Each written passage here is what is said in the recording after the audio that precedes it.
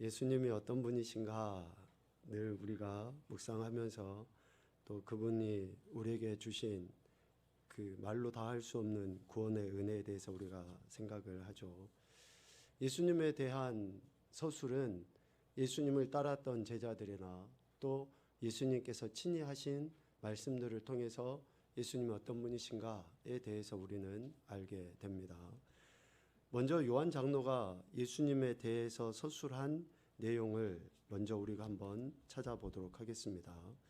요한복음 1장 1절부터 4절까지의 말씀입니다. 요한복음 1장 1절부터 4절까지 말씀에 보면 요한 장로가 예수님이 어떤 분이신가에 대해 서술하고 있는 내용이 나와 있습니다. 우리 짧으니까 같이 한번 보도록 하죠. 시작. 태초에 말씀이 계시니라. 이 말씀이 하나님과 함께 계셨으니 이 말씀은 곧 하나님이시니라. 그가 태초에 하나님과 함께 계셨고 만물이 그로 말미암아 지은 바 되었으니 지은 것이 하나도 그가 없이는 된 것이 없느니라. 그 안에 생명이 있었으니 이 생명은 사람들의 빛이라. 아멘.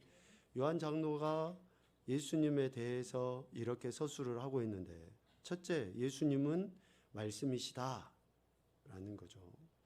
그리고 둘째, 예수님은 태초부터 계신 분이시다. 셋째, 예수님은 하나님과 함께 계신 이시다.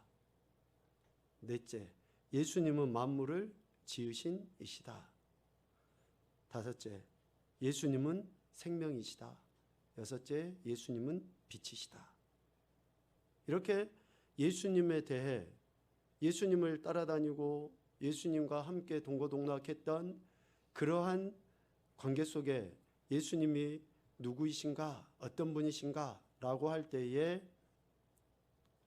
바로 예수님이 이런 분이시다 라고 요한복음 1장 1절부터 4절까지의 내용 속에 나와 있습니다.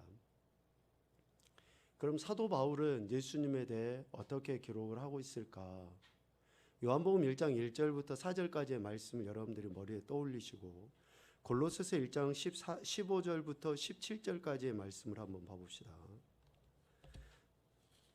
사도 바울이 골로새 교회 성도들에게 예수님이 어떤 분이시다라고 증거할 때에 요한 장로가 증거한 것과 사도 바울이 증거한 것이 다른지 아니면 같은지 우리가 볼 수 있죠. 골로새서 1장 15절, 16절, 17절까지만 보도록 하죠. 같이 보겠습니다. 시작. 그는 보이지 아니하는 하나님의 형상이시요 모든 피조물보다 먼저 나신 이시니 만물이 그에게서 창조되되 하늘과 땅에서 보이는 것들과 보이지 않는 것들과 혹은 왕권들이나 주권들이나 통치자들이나 권세들이나 만물이 다 그로 말미암고 그를 위하여 창조되었고 또한 그가 만물보다 먼저 계시고 만물이 그 안에 함께 섰느니라. 아멘. 자, 사도 바울이 증거하고 있는 서술하고 있는 예수님은 첫째, 보이지 아니하는 하나님의 형상이시다. 둘째, 예수님은 모든 피조물보다 먼저 나신 이시다. 셋째, 예수님은 만물을 창조하신 이시다. 넷째, 예수님은 만물과 함께 하신 이시다. 그러니까 요한 장로가 증거하고 있는 예수님이나 사도 바울이 증거하고 있는 예수님이나 어때요? 동일하게 지금 표현되어지고 있는 것을 봅니다. 그러면 오늘 우리가 예수님에 대해 고백하고 표현할 때 어떠한 예수님으로 고백해야 됩니까? 요한 장로의 고백이나 사도 바울의 고백과 같은 그 고백으로 우리가 고백을 하는 것이 맞다라는 거예요. 내가 경험하고 내가 생각하고 내가 기대하고 있는 예수님을 이야기하는 게 아니라 성령의 감동에 의해 고백하고 표현한 그들의 고백과 같은 고백을 우리가 성령의 감동에 의해서 우리도 고백하고 표현을 해야 된다는 거예요.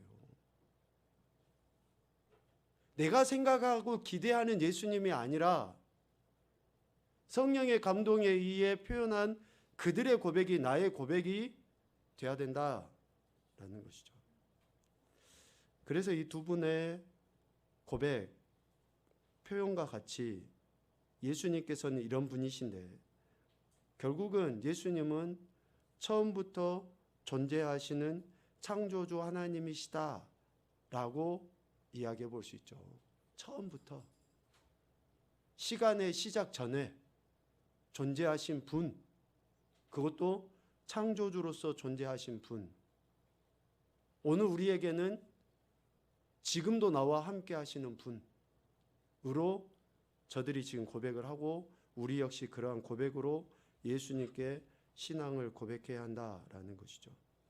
그래서 창조주 하나님이시기 때문에 예수님께서는 우리 영혼의 생명을 주관하시는 분이시고, 내 마음의 평안과 위로를 주시는 유일한 분이시고, 또 예수님은 내 육의 생명도 지키시고 보호하시는 주관자이신 그분이라는 거예요. 그러니까 결국 예수님은 우리의 영혼 육의 구원자라는 것이죠. 이러한 고백이 있을 때 우리는 성령의 감동에 의해 고백한 저들의 고백에 우리가 아멘으로 동의를 하는 거예요. 그래서 그분이 날 창조하시고 지금도 나와 함께 하셔서 내 영혼육의 생명을 주관하시는 분으로 우리는 예수님께 대한 신앙 고백을 해야 하는 것이죠. 그러므로 우리 인생의 전인격적인 구원을 위해서는 오직 예수 그리스도를 믿고 그분의 말씀을 듣고 순종함이 있어야 돼요. 오늘 우리가 보여야 될 태도는 우리의 전인격적으로 우리를 구원하신 그분의 그 말씀을 듣고 그분의 말씀에 순종함이 우리에게 있어야 된다라는 것이죠. 이것은 한 번으로 되어지는 게 아닙니다. 지속적으로 그렇게 돼야 돼요. 계속적으로. 한 번 내가 그분의 말씀을 듣고 가 아니라 항상 그분의 말씀을 듣고 항상 그분의 말씀에 순종하는 태도를 취해 나가는 거예요.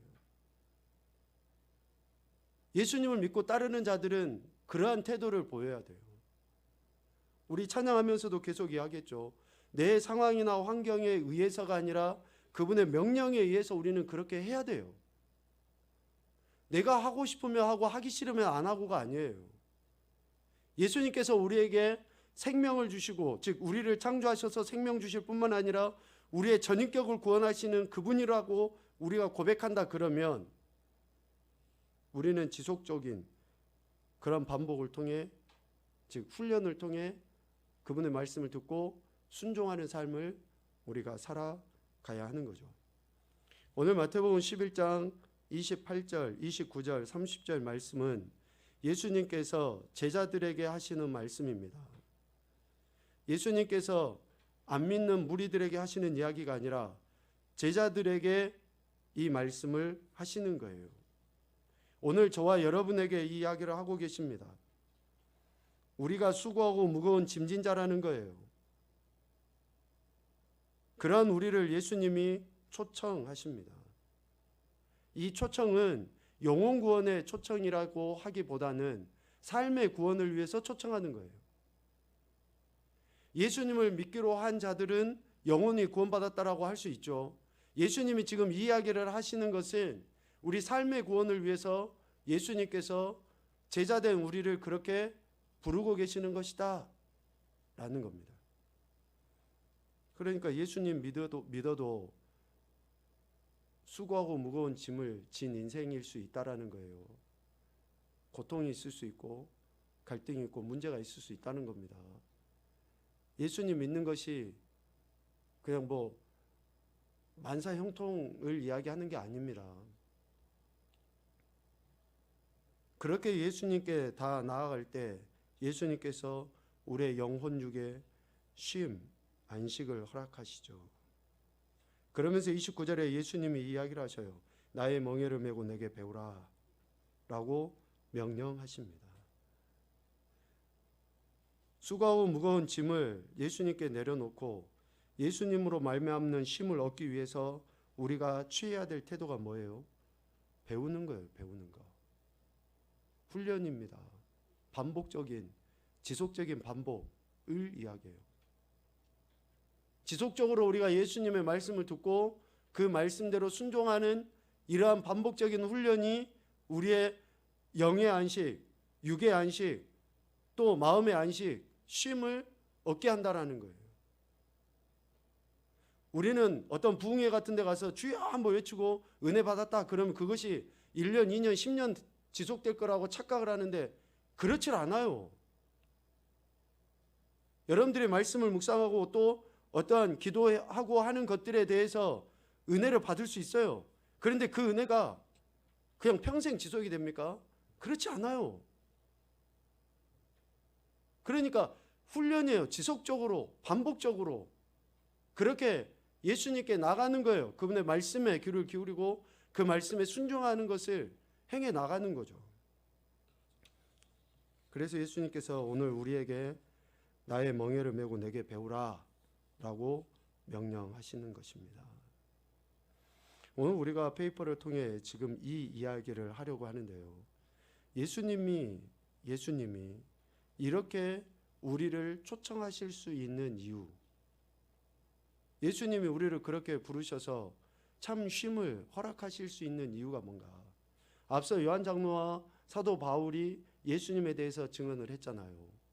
그런데 예수님에 대해서 그렇게 증거하는 이들의 증언 말고 예수님께서 자기 자신에 대해서 증거하는 그 내용 때문에 그래요.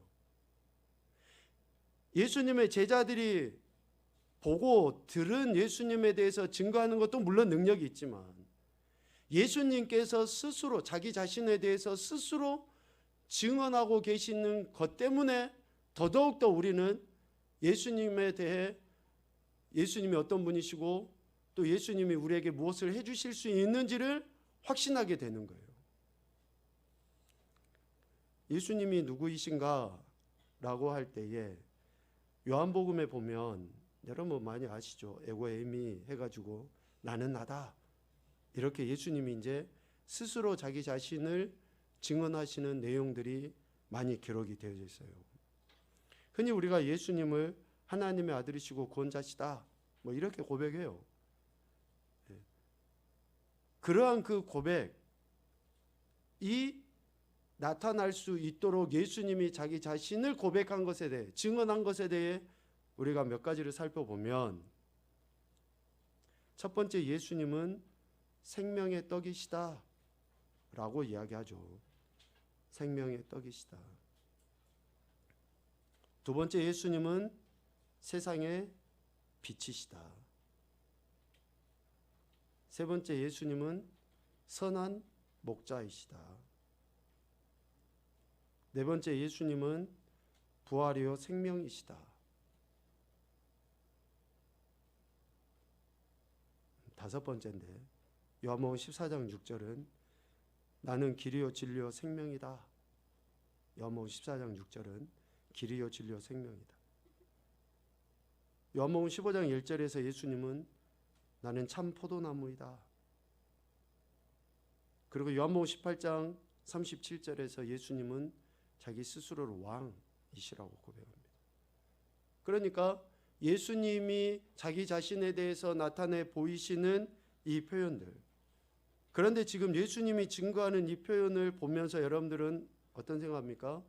요한 장로의 증거나 사도 바울의 증거하고 또 별반 다르지 않는 그런 모습을 우리는 보게 되죠. 그래서 예수님께서 이러한 분이심을 우리가 믿고 그분께 나아가 그분의 말씀을 들음으로 어때요? 지속적으로 그분이 우리를 위해서 공급해 주시는 참 생명, 쉼을 얻게 되는 거예요. 여러분들 위로가 필요하십니까? 안 필요해요? 저는 위로가 필요한데. 네? 뭐라고요? 위를 바라고요? 위로 가자고요? 위로도 필요하고 소망도 필요하고 기쁨도 필요하고 다 필요하죠. 왜 안 필요합니까? 돈도 필요하십니까? 다 필요하죠. 우리 영혼 육의 참된 평안과 안식과 위로와 소망과 또 근본적으로 이야기하는 구원은 오직 예수 그리스도로부터 오는 거예요. 그러면 예수 그리스도가 어떤 분이신지 우리가 고백하고 그분께 나가는 거예요. 오늘 마태복음 11장 29절에서 예수님 말씀하신 것처럼 내게 와서 배우라 라고 할 때 그 배우라 라는 것은 야, 너 공부 좀 열심히 해, 이런 차원의 것이 아니잖아요. 야, 너 왜 그리 덜 떨어졌냐, 좀 배워야지, 이 이야기가 아니잖아요. 내게 배우라 라고 하시는 그 말씀은 뭐예요? 예수님이 생명의 떡이시고 선한 목자고 참 빛이시고 소망이시고 이러한 모든 것들에 대해서 스스로 증언하는 것에 대해서 우리가 신뢰를 하고 그분으로 말미암은 내게 주시는 그 소망, 그 쉼, 이것을 얻으라는 거 아니에요? 그러니까 여러분, 위로가 필요하시면 주님께 나가야죠. 말씀 앞에 무릎을 꿇어야죠. 여러분, 더 큰 소망을 갖고 싶으면 말씀에 귀를 기울이고 그 말씀에 나가야죠. 돈이 필요하면 은행 대출을 받으려고 먼저 생각하지 말고 주님께 먼저 나가야죠. 아멘을 안 하는 것은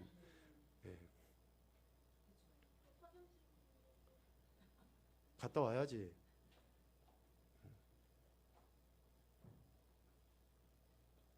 아니, 우리가 진짜로 예수님이 나의 전인격을 구원하신 그 하나님, 즉 창조주 하나님이시라는 것을 내가 믿는다 그러면 먼저 주님이 생각이 나야 되는 거 아닙니까? 먼저 예수님이 그렇게 생각이 나서 그분께 나가야 되는 거 아니냐고요. 그런데 이 방법 저 방법 다 해보다가 안 되면 그때서야 주야 하면서 하면은 뭐가 될 것 같이. 여러분, 우리가 좀 진짜 예수님 믿는다는 것은 예수님의 권위를 인정하는 것이고, 예수님의 권위를 인정하는 것은 그분의 말씀에 귀를 기울여 듣고 순종하는 것을 이야기하는 거예요. 제가 요즘에 예레미야서를 보면서 계속 제 마음에 찔림이 뭐냐면 제발 들으라는데 안 듣는 거예요. 그러니까 제 안에도 주님의 음성을 듣지 못한 그게 무엇이 있는가 싶을 정도로 왜 자꾸 그 말씀이 제게 들리는지, 아니면 또 여러분들에게도 혹시 들어야 될 말씀을 지금 여러분들이 안 듣고 있는 것은 무엇인가, 그런 생각이 드는 거예요. 들어야 되는데 듣지 않으니까 교만해져서 하나님의 뜻을 저버리고 심판과 멸망의 길을 계속 걸어가는 거예요. 의미 없이 주어지는 말씀은 아무것도 없습니다. 다 의미가 있어요. 지금 우리는 이해가 안 되고 모르지만 하나님이 제게도 여러분들에게도 필요하니까 지금 그 말씀을 듣게 하시는 거예요. 아멘 좀 합시다, 제발. 아니, 아멘을 해야지 여러분들이 동의한다는 거 아니에요, 진짜로. 여러분들에게 제게 필요한 그 말씀이기 때문에 지금 이 말씀을 하나님이 우리에게 듣게 하신 거 아니냐고요. 그런데 나는 듣지 않고 내가 하고 싶은 대로 해.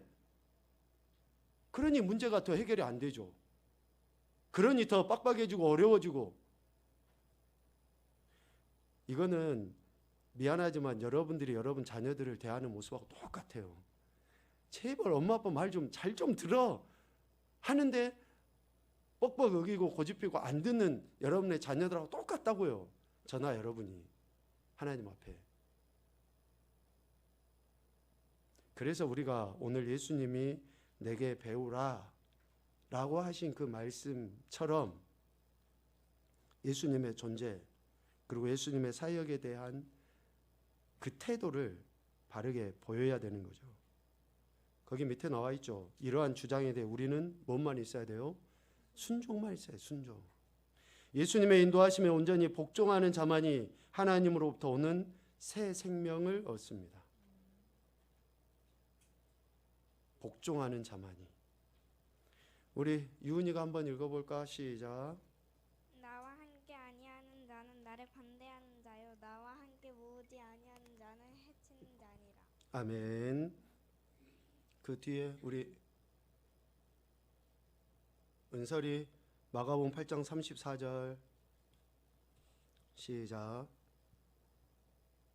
무리와 제자들 제자들을 불러 이르시되 누구든지 나를 보려거든 자기를 부인하고 자기 십자가를 지고 나를 따를 것이니. 아멘.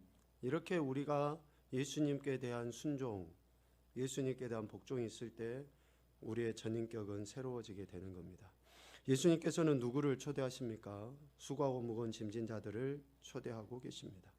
혼자의 힘으로 하나님께 오고자 하나 자신들의 힘으로는 할 수 없다고 고백하는 사람들, 자신의 힘으로는 할 수 없다고 고백하는 사람들을 예수님은 초청하셔요. 두 번째, 과학의 기적으로 인하여 풍요한 삶을 누리지만 내적으로는 빈곤한 사람들, 내적으로 빈곤한 사람들, 영과 육 그리고 혼이 의미 있는 삶에 대한 갈망을 가진 사람들, 죄와 걱정, 구속과 질병의 무거운 짐에 허덕이나 자유로워지고자 하는 사람들, 허덕이나 자유로워지고자 하는 사람들, 고독과 미래에 대한 두려움에 쫓기는 사람들. 여섯 번째, 보호받고 사랑받기 원하는 사람들. 보호받고 사랑받기 원하는 사람들. 그런데 여러분 1번부터 6번까지는 물론 세상 사람들도 이런 생각은 어느 정도 할 거예요. 그러나 예수님을 믿는다고 하는 사람들은 늘 이러한 생각 가운데 살아가요. 예수님 믿는 저와 여러분이 1번부터 6번까지의 이런 마음 자체가 없다? 매우 심각한 겁니다. 우리 스스로를 한번 점검을 해봐요. 내가 진짜 이런 마음으로 예수님께 나가고 있는지. 이런 생각조차 없이 그냥 이 자리에 앉아있다? 매우 심각한 거죠. 왜 교회 다니는 거예요? 왜 예수님 믿는 거예요? 우리 안에 이런 생각을 갖게 하는 건 성령 하나님 아니시겠습니까? 진정 우리 안에서 이런 마음이 있을 때 예수님께 더 나가는 거죠. 그런데 이런 마음이 없으니 그냥 시계추처럼 그냥 왔다 갔다만 하고 아무 뭐 찔림도 없고 갈급함도 없고 정말 냉랭 그 자체 아니에요. 아무리 이야기해도 듣지도 않고 어떤 것에 대한 뭐 변화도 추가하지 않고 이러한 심각함들이 드러나게 되는 거죠. 그래서 성령 하나님이 우리 안에 이런 마음을 계속 부여해 주시는 거예요. 주님의 초대 가운데 나아갈 수 있도록. 예수님의 공동체 안에서는 무엇을 배울 수 있는가? 요한복음 10장 10절 우리 민준이 무영이가 먼저 읽어볼까? 시작. 도둑이 오는 것은 도둑질하고 죽이고 멸망시키려는 것뿐이요 내가 온 것은 양으로 생명을 얻게 하고 더 풍성히 얻게 하려는 것이라. 아멘. 예수님께서 오신 분명한 목적을 이야기하고 계시죠. 물질적인 풍요함에도 불구하고 그 누구도 살 수 없는 것을 주셨다.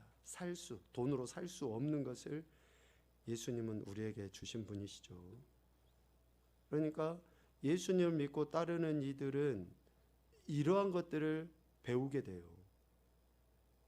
다시 이야기하면 우리는 이러한 훈련을 받아야 돼요. 계속적으로.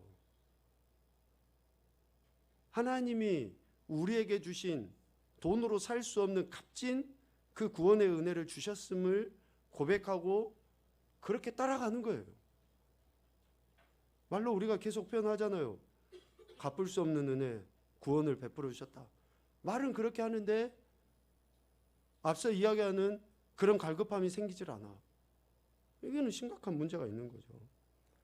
두 번째, 죄사함과 쉼을 얻을 수 있는 자유함을 주셨다. 주님의 초청 가운데 나아갈 수 있는 그 은혜. 얼마나 크고 놀라운 은혜입니까? 세 번째, 사랑과 돌보심을 주셨다. 사랑과 돌보심. 네 번째, 이런 상황에서도 용기와 힘을 주셨다. 용기와 힘. 담대함이죠. 히브리서 기자가 이야기하는 것처럼 은혜 보좌 앞에 나아갈 수 있는 담대함, 담력을 우리에게 주신 것 아닙니까? 그러니까 참 부족하고 연약함에도 불구하고 그 은혜 앞에 나가서 하나님의 은혜를 구하는, 이거는 구원의 은혜를 경험하지 못한 인생들은 상상조차도 못해요. 그런데 우리는 하나님의 그 구원의 은혜를 받고 그 은혜 때문에 이러한 삶을 살아가는 거죠. 살아가게 된 거예요. 우리가 한 것도 아니라. 이러한 삶의 태도는 새로운 생활 질서입니다. 이러한 새로운 생활 질서는 우선순위를 세우는 것입니다. 우선순위. 여러분에게 우선순위가 무엇입니까? 우선순위를 좀 정하셔야지 돼요. 그 하루 일과가 시작이 되잖아요. 그러면 아니면 그냥 간략하게라도 여러분들이 계획을 딱 세워서 아마 사실 거예요. 그러면 거기에다가 좀 소위 말하는 영적인 일, 영적인 생활의 계획을 세워야 돼요. 그래서 거기에다 넣어가지고 하는데 우선순위를 두고 하셔야지 돼요. 그 일을 먼저 하셔야지 해지지, 안 하면 하루 종일 못해요. 그러니까 말씀을 묵상한다 그러면 정말 아침에 새벽 기도에 못 나오셔도 일어나서 말씀 묵상을 먼저 하시고 일과를 시작하고, 예전에 어떤 분들은 그렇게 했다 하잖아요. 회사를 9시까지 출근을 하면 돼요. 그런데 10분을 먼저 출근하신대요. 왜? 그 10분 먼저 출근해서 자기가 읽어야 될 하루의 성경 분량, 뭐 한 장이면 한 장, 이것을 읽고 하루 직장 생활을 시작하기 위해서. 그러니까 우리가 그렇게 하나님의 은혜를 구하는데 우선순위를 정해놓은 이런 새로운 생활 질서를 갖고 있으면 그것이 바로 예수님을 배워가는 거예요.